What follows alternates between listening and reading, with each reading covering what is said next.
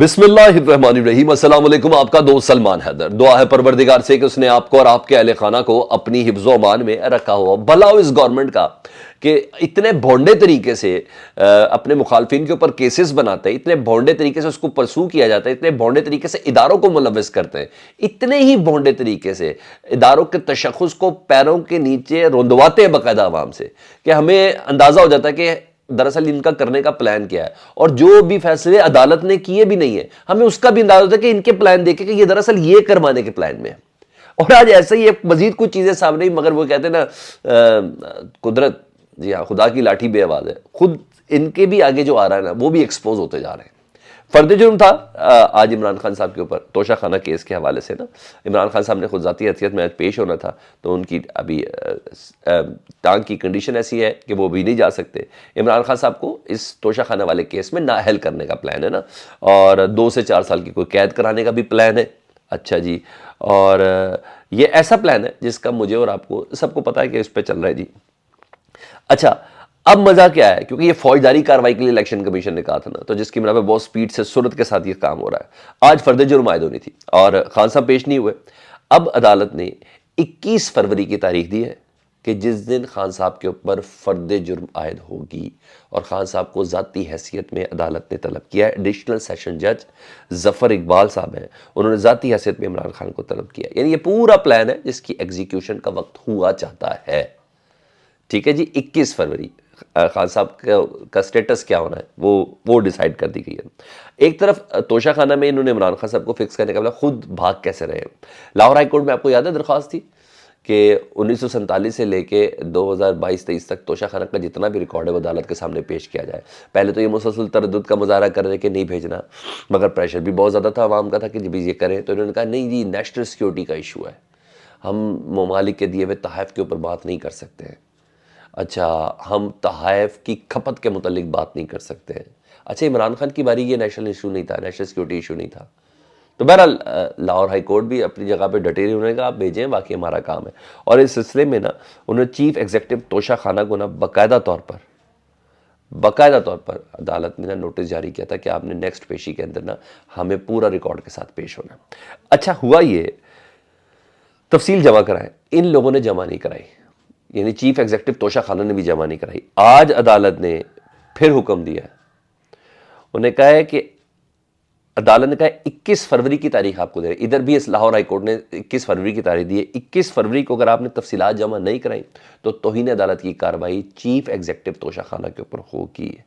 اب اس کیس میں یہ لوگ عمران خان صاحب کی کریکٹر ایسیسینیشن کر رہے ہیں توشہ خانہ کے وجہ سے، ایک نمبر کا بالکل فارغ کیس ہے، اور جب یہ جائے گا، ابھی یہ سیشن عدالتوں تک سے عمران خان صاحب کو سزا دلوانے کے پلان میں ابھی تو بڑے عشق کے امتحان ہے، ابھی کورٹ وغیرہ سے ان سب کو تو بہت اچھے سے پتہ ہے، اور جس نے یہ خبر بریک کی تھی وہ خود ہی کہہ رہا ہے کہ توشہ خانہ کا کیس عمران خان سے بھی نہیں بن سکتا، تو احمد عمرانی کی بات کر رہا ہوں۔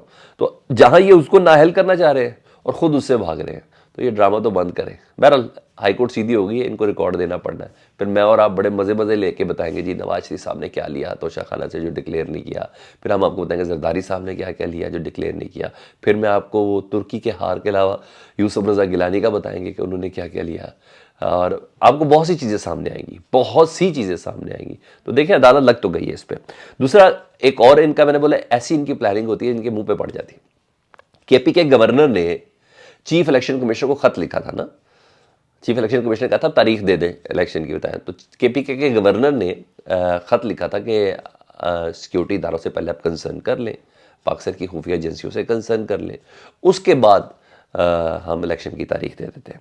اس سلسلے میں الیکشن کمیشن نے آج بلایا تھا آئی جی کے پی کے کو، ٹھیک ہے جی، معظم جا صاحب کو آج بلایا ہوا تھا۔ آئی جی کے پی کے پیش ہوا الیکشن کمیشن میں، بات کر رہی تھی، ملاقات طے تھی۔ مزے کی بات بتاؤں کیا ہے، آئی جی کے پی کے نے کہا ہے کہ کے پی کے میں اکا دکا واقعات ہو جاتے ہیں دہشت گردی کے، لیکن اس کا یہ مطلب نہیں ہے کہ اس صورتحال میں کے پی کے اندر انتخابات نہ کرائے جا سکیں۔ انہوں نے کہا یہ اکا دکا واقعات زندگی بھر چلتے رہتے ہیں اور اتنا ہوتا رہنا ہے، مگر یہ نہیں ہو سکتا کہ انتخابات نہ ہوں۔ انہوں نے پولیس انتخابات کرانے کے لیے پوری سیکیورٹی دینے کے لیے تیار ہے، آئی جی کے پی کے کہہ رہے ہیں الیکشن کمشنر کو۔ پوری سیکیورٹی دینے کے لیے تیار ہے, ہم الیکشن کروا سکتے ہیں. ڈپلائمنٹ پلان تک چیف الیکشن کمشنر کے ساتھ ڈسکس کیا ہے آئی جی کے پی کے نے.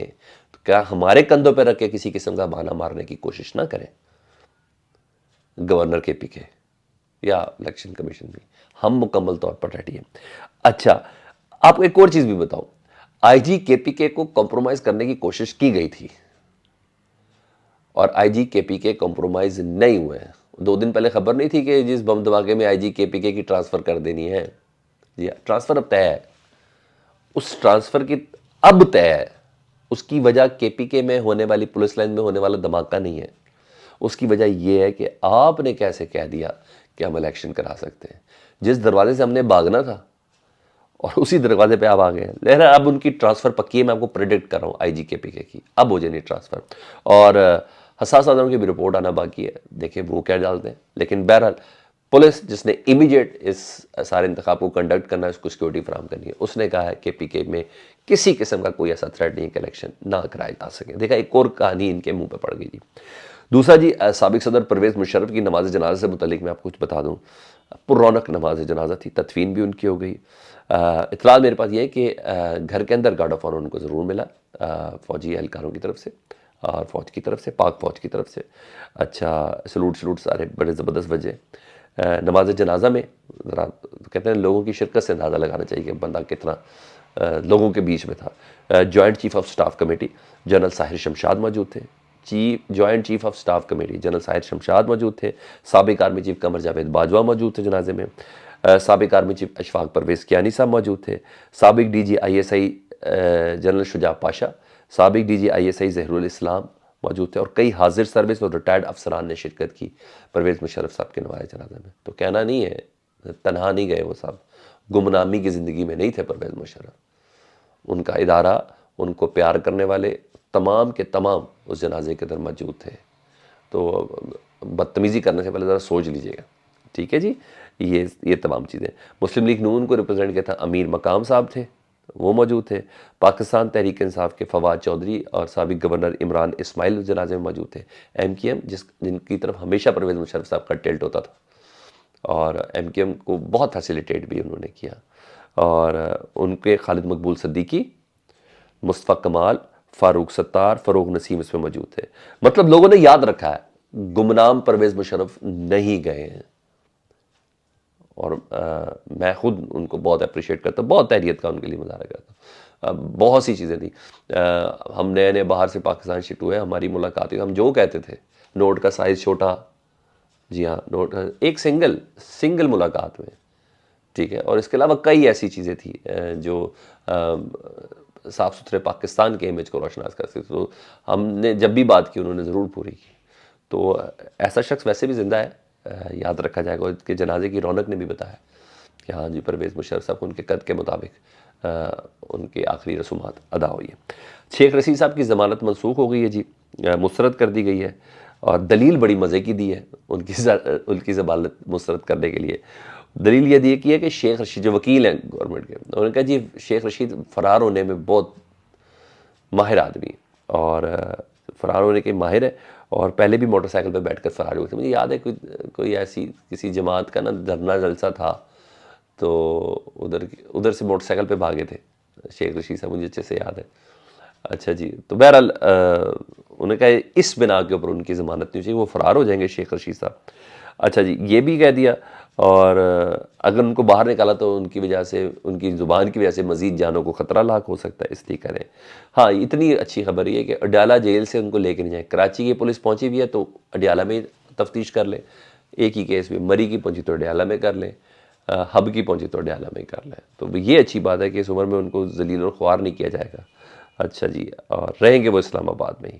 باقی کاف لیگ نے بھی کورٹ میں جانے کا فیصلہ کر لیا محمد خان بھٹی کی گرفتاری کے حوالے سے, چھاپوں کے حوالے سے, گجرات میں کنجا ہاؤس میں ہم چھاپوں کے حوالے سے, ان تمام چیزوں کے کہ یہ سیاسی حرکتیں ساری کر رہی ہیں, تو رجوع کرنے کا فیصلہ کیا. تو اچھی بات ہے, صحیح پیرا پہ ہیں. تو کورٹ سے ہی, ججز سے ہی اور اداروں سے ہی یہ تمام فیصلے ہونے تو زیادہ مناسب ہے. اپنا بہت خیال رکھیں. اللہم صلی علی محمد و آل محمد.